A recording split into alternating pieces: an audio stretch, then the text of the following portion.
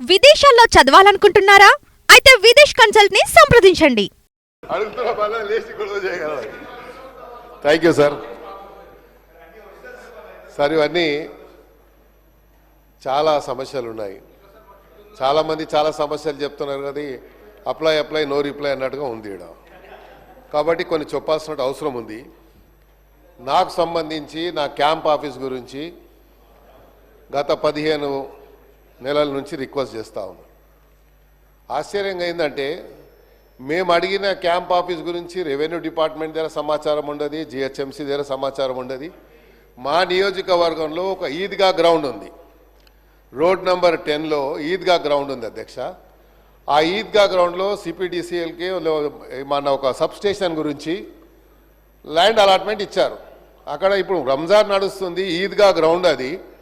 దాని పక్కకు వేరే ప్రభుత్వ స్థలం ఉంది. ఆ స్థలంలో కొంచెం నాకు క్యాంప్ ఆఫీస్కు స్థలం ఇవ్వమంటే అది వాళ్ళు ఐడెంటిఫై చేయలేకపోయారు.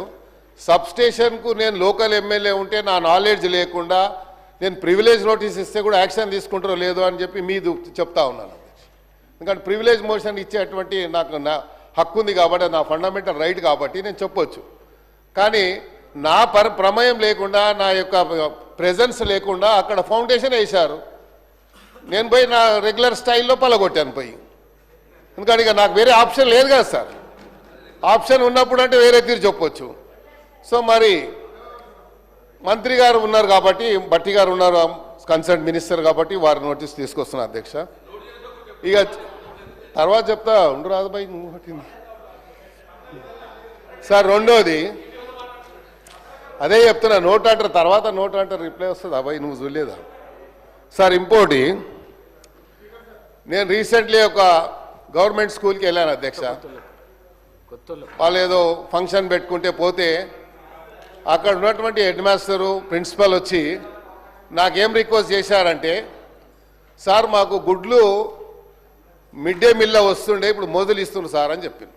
చిన్న పిల్లలు వచ్చి నేను రోజు ఎన్ని గుడ్లు అయితే 20 చెప్పు నేనే పంపిస్తా అని చెప్పిన.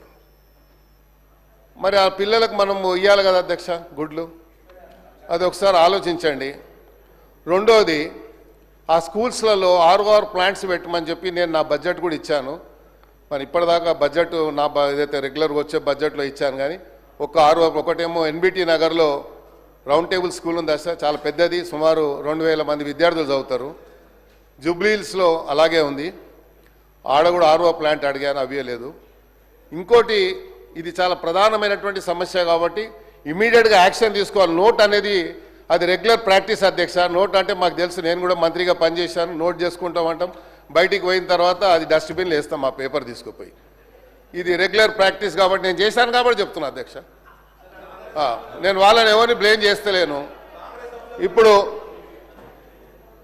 నాకు ఎవరు చెప్పాల్సిన అవసరం లేదు, నాకు తెలుసు ఏం మాట్లాడాలో. అందరికంటే సీనియర్ ఎమ్మెల్యే నేను సార్. ఇంకోటి, EWS కాలనీ నేను మినిస్టర్ ఉన్నప్పుడు ఫౌండేషన్ వేసి కాలనీ కట్టించాను. ఆ EWS కాలనీలో ఒక వ్యక్తి వెంకటరెడ్డి అని 5-6 ఇండ్లు వాళ్ళకు కొంచెం డబ్బులు అప్పు కింద ఇచ్చి అన్ని ఇండ్లు లాక్కొని 6 ఫ్లోర్లు వేశారు. నేను complaint zonal commissioner complaint with pictures court ఆర్డర్తో సహా పంపించాను. ఈరోజు వచ్చే ముందు MRO గారికి, తహసీల్దార్ గారికి, అదేవిధంగా DC గారికి పంపించాను. యాక్షన్ తీసుకుంటలేరు. EWS కాలనీ అది పర్మిషన్ ఎలా వచ్చింది? ఇక్కడ కిట్టుకు ఏంటంటే మా దగ్గర ఉన్న టౌన్ ప్లానింగ్ ACP చిన్న పేపర్స్ పెట్టుకున్నారు. మొన్న ముఖ్యమంత్రి గారు చెప్పారు వారి కన్సర్న్తో.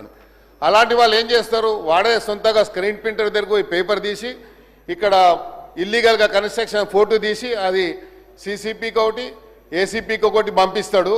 దీని మీద యాక్షన్ తీసుకుంటారు. మళ్ళీ వాడు కాంప్రమైజ్ అయిపోయి బిల్డింగ్ కట్టేస్తాడు. ఇది నడుస్తుంది కాబట్టి దయచేసి మీ సీరియస్ మ్యాటర్స్ ఇవి కాబట్టి ప్రభుత్వం తీసుకురావాలని బాధ్యత ఉంది కాబట్టి చెప్తా ఉన్నాను. మీరు అదే నోట్ చేసుకుంటారు, రెగ్యులర్గా చెప్తారు కాబట్టి అది మీ ఇష్టం, నేనేం దాన్ని చెప్పలేను. కాబట్టి ఇలాంటి ఎవరైతే సోషల్ మీడియాని మిస్యూజ్ చేసుకొని ఇలాగా అందరినీ బ్లాక్మెయిల్ చేస్తూ ఉన్నారు, ఇది చాలా హైదరాబాద్ సిటీలో చాలా పెద్ద ఎత్తున నడుస్తుంది. బిల్డర్స్ని చేస్తున్నారు, అట్ ద సేమ్ టైం డిపార్ట్మెంట్లో ఉన్నటువంటి GHMC అధికారులు అయితే వణికిపోతారు వాళ్ళతో. ఎమ్మెల్యే ఫోన్ చేసినా, మినిస్టర్ ఫోన్ చేసినా భయపడడు. కానీ ఆ సోషల్ మీడియా వాడు ఒక ఫోన్ చేస్తే మాత్రం సార్ నేను యాక్షన్ తీసుకుంటా అంటాడు, ఇద్దరు కూర్చొని లావాదేవీ జరిగిపోతుంది. సో ఇవన్నీ జరుగుతున్నాయి కాబట్టి క్యాంప్ ఆఫీస్ విషయంలో సీరియస్గా తీసుకోండి. తర్వాత ఈ ఈడబ్ల్యూఎస్ కాలనీ ఏదైతే ఇల్లీగల్గా కట్టాడో అది ఇమ్మీడియట్గా డెమాలిష్ చేయాలి. ఎందుకంటే పబ్లిక్ అంతా వచ్చి నా మీద పడతా ఉన్నారు. క్యాంప్ ఆఫీస్ లేకుండా నేను హైదరాబాద్ సిటీలో ఉంటా కాబట్టి వందల మందితో డైలీ ఇంటరాక్షన్ ఉంటుంది అధ్యక్ష. వాళ్ళని కూర్చోబెట్టుకోవడానికి కూడా మనకు ఇబ్బంది అవుతుంది. కాబట్టి నా క్యాంప్ ఆఫీస్ గురించి కూడా దయచేసి మరి నోట్ చేసుకుంటారని చెప్తారు. కాబట్టి మీరు ఒక డైరెక్షన్ ఇవ్వండి. Thank you. గౌరవ మంత్రి గారు. అధ్యక్ష, సభా నియమావళి ప్రకారం 0 అవర్ ఏ ప్రభుత్వంలో ఉన్నా ఎవరి ప్రభుత్వంలో ఉన్నా అదే నిబంధనల ప్రకారంగా జరుగుద్ది. ఇది కూడా నోట్ చేసుకోవటం జరిగింది అధ్యక్ష. సుమన్ టీవీలో మీ పర్సనల్ అండ్ బిజినెస్ ప్రమోషన్స్ కోసం కింది నెంబర్కి కాంటాక్ట్ చేయండి.